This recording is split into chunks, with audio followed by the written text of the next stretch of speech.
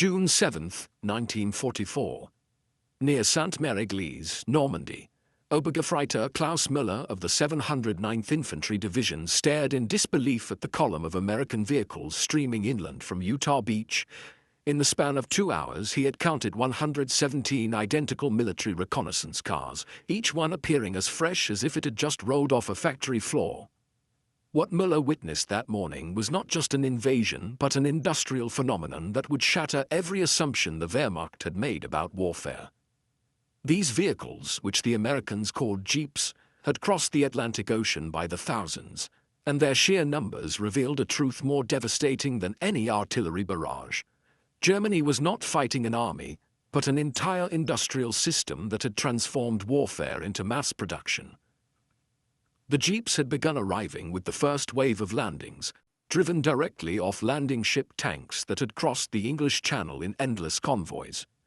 Each LST could carry up to 30 fully assembled jeeps, and hundreds of these ships were delivering their cargo to the Norman coast. The vehicles bore the markings of either Willys Overland Motor Company of Toledo, Ohio, or Ford Motor Company of Dearborn, Michigan. Their official designation read, Truck 1/4 ton 4x4 Command Reconnaissance. But to the German soldiers watching them pour onto French soil, they represented something far more ominous.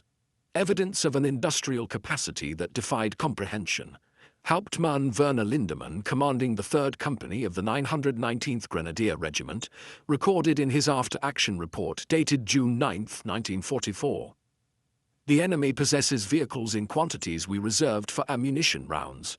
Every American unit, down to the SWAT level, appears to have motorized transport. We destroyed 12 of their reconnaissance cars yesterday. This morning I count 40 in the same sector.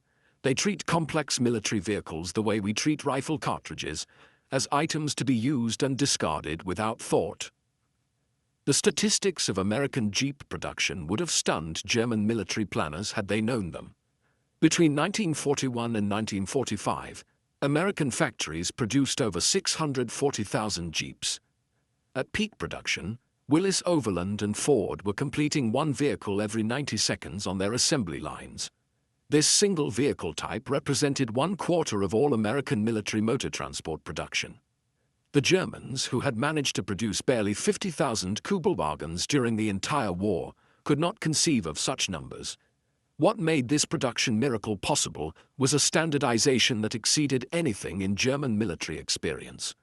Every Jeep, whether built by Willys or Ford, used completely interchangeable parts. A transmission from a destroyed Ford GPW could be installed in a Willys MB in minutes. Wheels, engines, axles, and even minor components like spark plugs and fan belts were identical across all production runs. This standardization extended to the supply system, where spare parts were pre-positioned based on statistical analysis of failure rates, ensuring that replacement components were always available. Feldwebel Hans Richter of the 716th Static Infantry Division, observing American operations from a concealed position near Carentan, wrote in his diary, "The Americans do not repair their vehicles, they simply replace broken parts with new ones from an endless supply." I watched a damaged vehicle restored to operation in less than an hour. The engine was not repaired but replaced entirely, unbolted and lifted out, with a fresh engine installed as casually as changing a tire. Our mechanics would require a week to perform such an operation. The Americans did it in a field, under sporadic artillery fire, while smoking cigarettes. The German military mind, trained in the tradition of preserving and maintaining every piece of equipment, struggled to comprehend the American approach. In the Wehrmacht, a vehicle was assigned to a unit and carefully tracked throughout its service life. Losing a vehicle through negligence was a court-martial offense. Mechanical problems were diagnosed with precision. Parts were carefully repaired or manufactured when replacements were unavailable. The Kübelwagen, Germany's equivalent to the Jeep, required factory-trained mechanics for any significant maintenance. The Americans operated on entirely different principles. They had calculated that a Jeep's combat life expectancy was 90 days and planned accordingly. Rather than investing in elaborate repair facilities, they simply manufactured replacements in quantities that exceeded any possible loss rate. When a Jeep was damaged beyond immediate repair, it was stripped of usable parts and abandoned. A new vehicle would arrive within hours or days, delivered by the endless convoys that connected the beaches to the advancing front lines. Lieutenant Colonel Otto von Schroeder, Chief of Staff of the 352nd Infantry Division, captured the German bewilderment in a letter to his wife. The Americans fight a rich man's war. They expend vehicles the way we expend ammunition. Yesterday I observed a jeep strike a mine. The crew emerged unhurt, transferred their equipment to another vehicle that appeared within minutes, and continued their mission.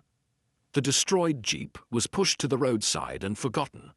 In our army, such a loss would require reports, investigations, and weeks of effort to obtain a replacement. By June 10th, American forces had landed over 12,000 vehicles in Normandy, with jeeps comprising the largest single category. These vehicles transformed the battlefield in ways German doctrine had not anticipated. American reconnaissance units penetrated German lines with unprecedented speed and flexibility. Artillery forward observers in jeeps could rapidly relocate, making counter-battery fire nearly impossible. Supply units maintained continuous contact with advancing forces, eliminating the pauses for consolidation that German commanders had expected to exploit. The jeep's capabilities compounded German difficulties. With its four-wheel drive and low weight, it could traverse terrain that German planners had considered impossible for vehicles. The Norman bocage country, with its sunken roads and thick hedgerows, should have channeled American vehicles into kill zones. Instead, jeeps simply drove through fields, over embankments and around obstacles. They created their own road network, independent of the mapped routes German forces had prepared to defend. Oberst Hans von Luck, commanding a battle group of the 21st Panzer Division, wrote after the war, "The jeep gave every American unit the mobility we had achieved only with our elite mechanized forces. A single vehicle could carry a machine gun team, a mortar crew, communications equipment or supplies. They appeared everywhere, in places we thought secure, bringing firepower or calling in artillery with their radios. We could not establish a continuous front because the Americans simply drove around our positions." The maintenance and supply system supporting these vehicles proved equally overwhelming.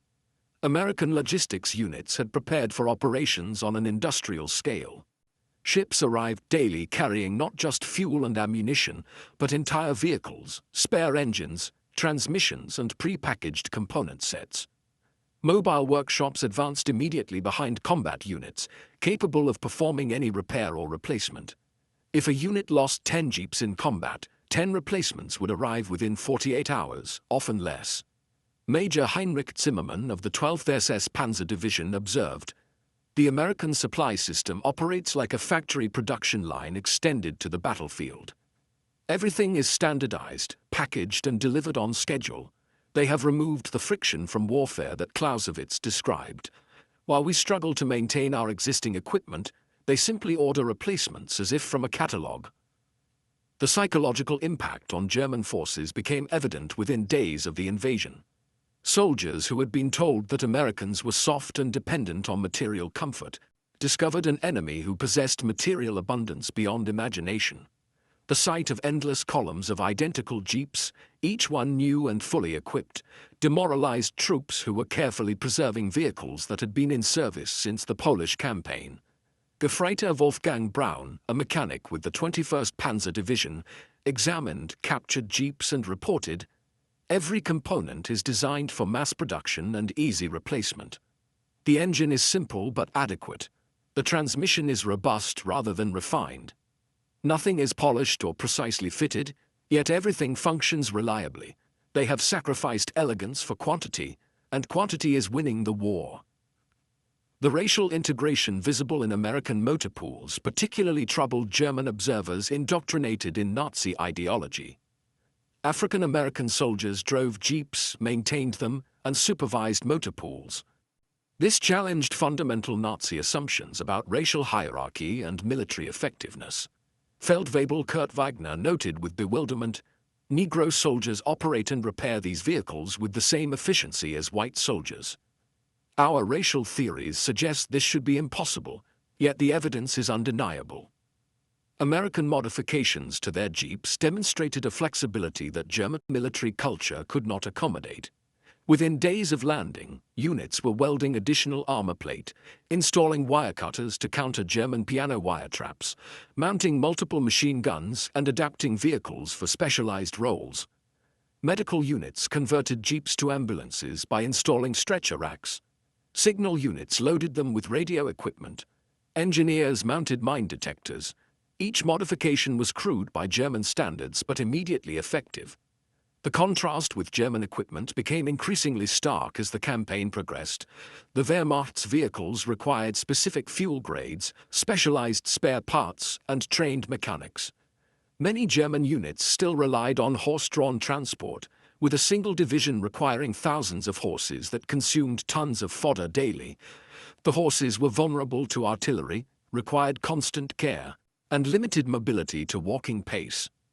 Watching American units advance at 30 miles per hour in vehicles that required only gasoline and basic maintenance was deeply demoralizing.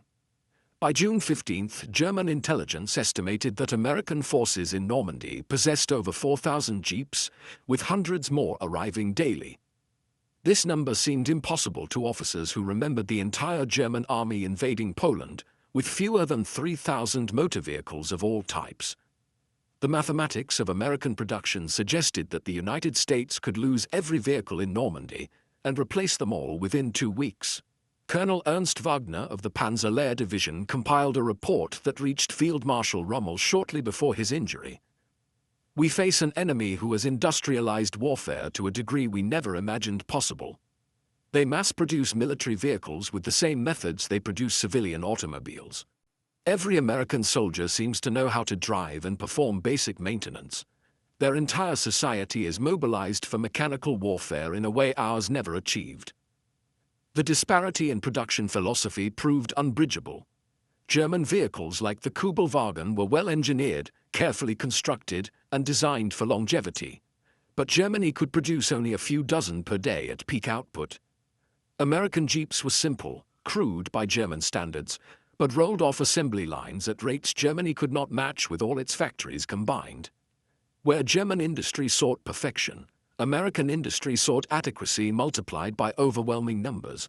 General Major Fritz Bayerlein, commander of the Panzer-Lehr Division, provided a stark assessment. "We are fighting the last war while the Americans fight the next one.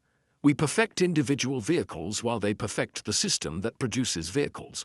We train specialist mechanics while they design vehicles any soldier can maintain. We are artisans fighting an assembly line, and the assembly line is winning." The American system's redundancy frustrated German tactical planning. Destroying a bridge to halt American supply columns proved futile when engineers appeared with portable bridging equipment carried on Jeeps. Ambushing reconnaissance patrols achieved little when identical replacement vehicles and crews appeared within hours. Mining roads only caused Americans to drive through fields. Every German tactical success was negated by American material abundance. The Jeep became a symbol of this abundance that transcended its military function. German soldiers reported seeing Jeeps used for tasks that would have been unthinkable in the Wehrmacht: delivering mail, transporting journalists, carrying chaplains to forward positions, even moving generals' personal baggage. This casual use of military equipment for convenience rather than necessity demonstrated a wealth that German soldiers, accustomed to scarcity and careful preservation, found both amazing and demoralizing. Lieutenant Friedrich Hoffmann wrote to his family, "The Americans use their vehicles like we use bicycles, for everything and without concern for wear. I saw a Jeep being used to deliver hot food to a single outpost, a trip that wore the engine and consumed fuel for the comfort of 3 men. In our army, those men would walk and eat cold rations. This wastefulness should be a weakness, but when you can waste without consequence, it becomes a form of strength." The technological gap appeared in unexpected ways. American Jeeps came equipped with standardized toolkits, comprehensive maintenance manuals printed on waterproof paper, and spare parts packages calculated by statistical analysis. German vehicles often lacked basic tools, relied on mechanics' experience rather than documentation, and competed for scarce spare parts through a complex requisition system that could take weeks. As June progressed into July, German forces found themselves increasingly unable to compete with American mobility. Static defensive positions were outflanked by jeep-mounted reconnaissance units. Artillery positions were overrun by rapidly advancing motorized infantry. Supply lines were cut by fast-moving patrols that appeared behind German lines, struck and disappeared before reserves could respond. The battlefield had become fluid in ways that favored the side with unlimited motorized transport. Major Wilhelm von Steuben, observing the American breakout preparations in late July, wrote, "They have achieved something we thought impossible, the complete motorization of an army. Every soldier can be moved by vehicle. Every gun can be towed at highway speeds. Every supply item can be delivered directly to the consumer. We are fighting a 19th-century war against a 20th-century enemy." The German High Command's attempts to counter American motorization proved futile. Orders to target vehicle concentrations were meaningless when vehicles were everywhere. Efforts to interdict supply lines failed when every unit possessed organic transportation. Plans to exploit American dependence on fuel were negated by a supply system that delivered gasoline in quantities Germany hadn't seen since 1940. By the time of Operation Cobra in late July, American forces in Normandy possessed over 15,000 vehicles, with jeeps comprising the single largest category. The German estimate, compiled from prisoner interrogations and aerial reconnaissance, suggested the Americans could suffer 50% vehicle losses and remain more motorized than any German division at full strength. This calculation, when reported to Berlin, was dismissed as defeatist. It was actually conservative. The influence of American motorization extended beyond immediate military impact. German officers who survived the war would carry these lessons into the reconstruction of post-war Germany. The American model of standardization, mass production, and design simplicity would influence German industrial development. The Volkswagen, which had failed as the Kübelwagen to compete with the Jeep in war, would succeed as the Beetle in peace, applying mass production principles the Americans had demonstrated so devastatingly. Feldwebel Otto Schultz, who spent 3 years as a prisoner of war in America, later reflected, "In Normandy we learned that modern war was not about courage or skill, but about industrial capacity. The Americans showed us that victory belonged to whoever could produce the most, ship the fastest, and replace losses immediately." The Jeep was not just a vehicle but a symbol of a new kind of warfare we were not prepared to fight. The story of German troops encountering American mass motorization in Normandy represents more than a military mismatch. It was a collision between two different civilizations' approach to warfare. The Germans, with their tradition of professional military excellence and carefully maintained equipment, met an American military that had transformed warfare into an exercise in industrial management and mass production. In the end, the endless columns of jeeps that poured across Normandy represented something more profound than military vehicles. They were the physical manifestation of the arsenal of democracy, proof that American industrial might could be projected across oceans and delivered to battlefields in quantities that rendered traditional military calculations obsolete. For German soldiers watching those columns advance, each jeep was a messenger bearing the same simple truth.